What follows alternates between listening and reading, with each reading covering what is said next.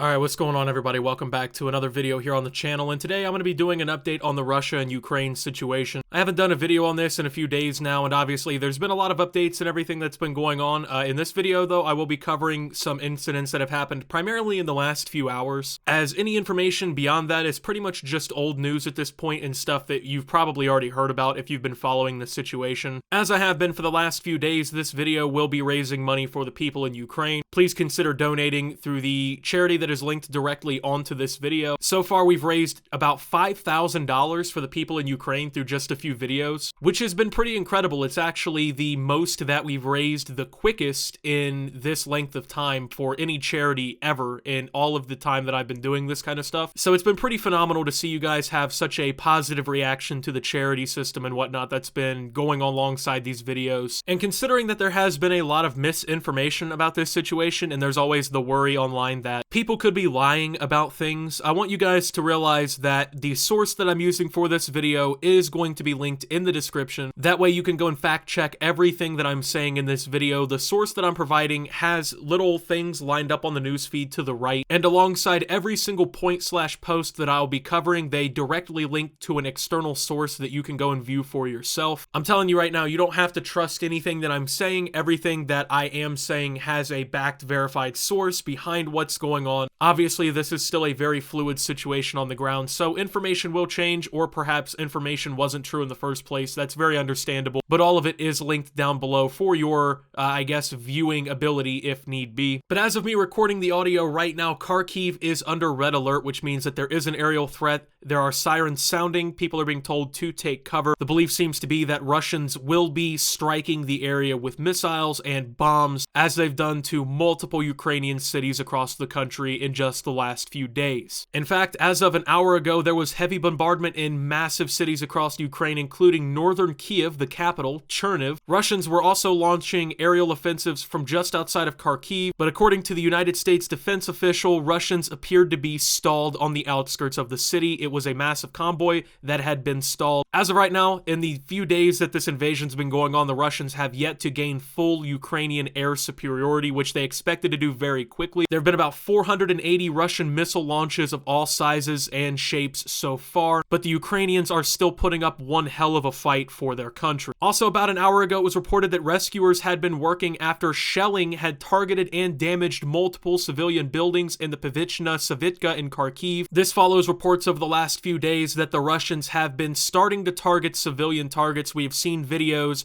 unconfirmed videos as well, of missiles striking apartment complexes. There were reports that a kindergarten was bombed, and there have been reports, dozens of reports at this point across all of Ukraine, of civilians being killed by Russian forces. In the capital city of Kiev, there is still massive amounts of shelling going on in the urban areas of the city. Rescue workers are continuing to work tirelessly to save potential victims that are civilians. If you do not know, also as well, many civilians in Ukraine have taken to arms to defend themselves from the Russian invaders. Beer manufacturing companies have transitioned their entire focus away from manufacturing product to manufacturing Molotov cocktails that locals have been using to fight Russian invaders. There have been multiple videos from the area showing Russian convoys and Russian troops being attacked by civilians from above and from hidden areas with Molotov cocktails burning up Russian vehicles. In Chernihiv, as of 3:30 p.m., the bodies of 22 people had been extracted from the rubble as a result of airstrikes, mostly, if not all, civilian. And 2 hours ago, Russian troops were reported to be assaulting the Enerhodar town with over 100 vehicles and were reportedly attacking civilian populations, according to Mayor Dmytro Orlov. Russians also destroyed a power and railway station in Ohitra in an airstrike. This follows multiple reports across the entire country of Russians attempting to destroy power grids and the services of the Ukrainian people, including clean drinking water supplies. This obviously is following the other reports that the Russians have been taking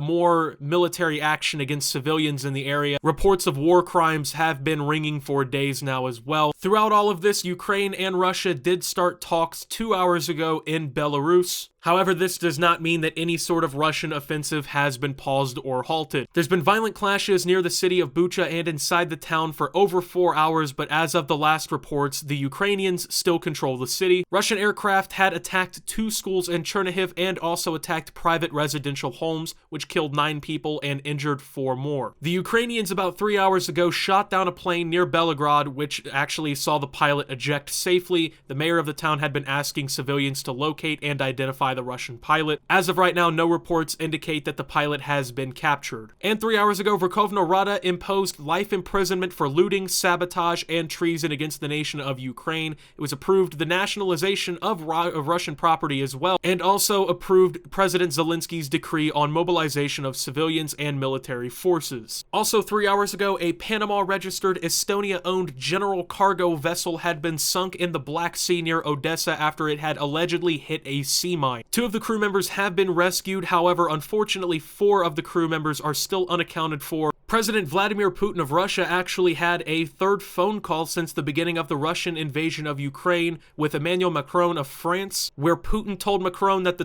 tasks of the Russian military will be fulfilled, quote, no matter what, according to the Kremlin. Putin has made it very clear that he intends for the Russian military to complete their military operations in Ukraine successfully, although most offensives across Ukraine have stalled and the Russian body count perhaps is in the thousands. Here in the United States, the White House has asked Congress for an additional $10 billion in emergency funding to boost the response to the invasion of Ukraine. This money will be supposedly used to address humanitarian crises as well as to assist in defensive measures against Russia. 4 hours ago, the Ukrainian army was filmed seizing a loading vehicle for a TOS flamethrower system in the Chernihiv region, and according to the president of Ukraine, the first of 16,000 foreign volunteers for the Ukrainian Defense Forces are ready to defend the country. The Minister for Foreign Affairs, Kuleba, said that the volunteers came from 16 countries, including Great Britain, Lithuania, Latvia, Estonia, Poland, Israel, and more. 4 hours ago, it was reported that Russian troops have killed the head of Hostomel Territorial Community, Yuri Poprikblo.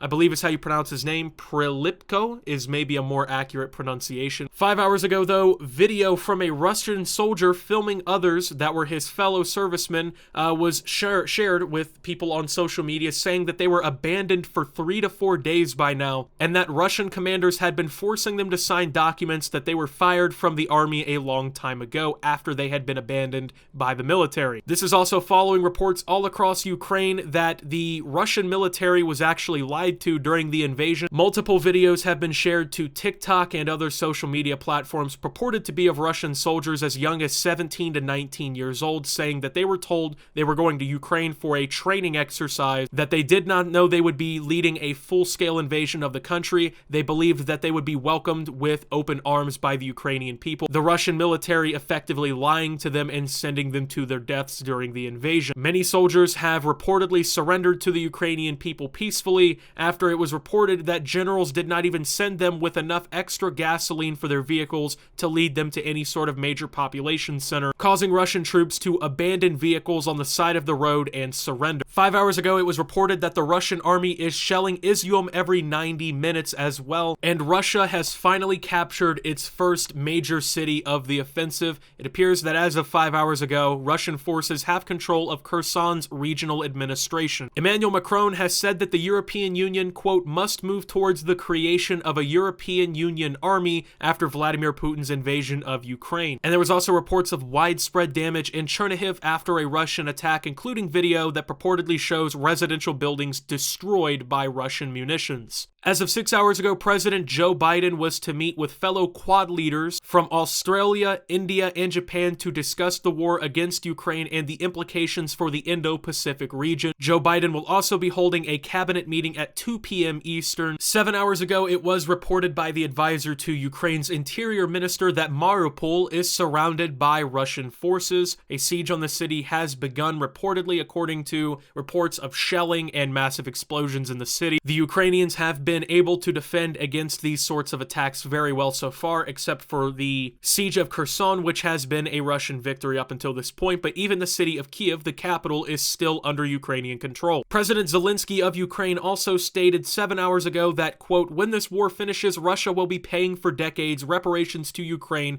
to rebuild what the invasion has destroyed. This is following reports that the Russian military was now not only targeting civilian locations and populations, but was also targeting major infrastructure, including including power stations, railways, airports, and clean water supplies. And tragically, at least 1 million refugees have fled Ukraine in a week since Russia's invasion, claims the United Nations. They also warned that unless the conflict is to end immediately, that millions more are likely to flee. There was also video of crowds of Ukrainian refugees in Poland trying to board buses to leave the area. And in breaking news, while I am recording this audio, the second round of talks between Ukraine and Russia are over. According to the reports, Ukraine did not get results that it had hoped for, but the parties agreed on humanitarian corridors for the evacuation of people and delivery of medicines in the area of the most active hostilities, as well as temporary ceasefires during evacuation efforts. The third round of talks is to take place in the near future. However, me personally, I'm very skeptical of the Russians making these agreements. As you may remember, during the beginning of the invasion,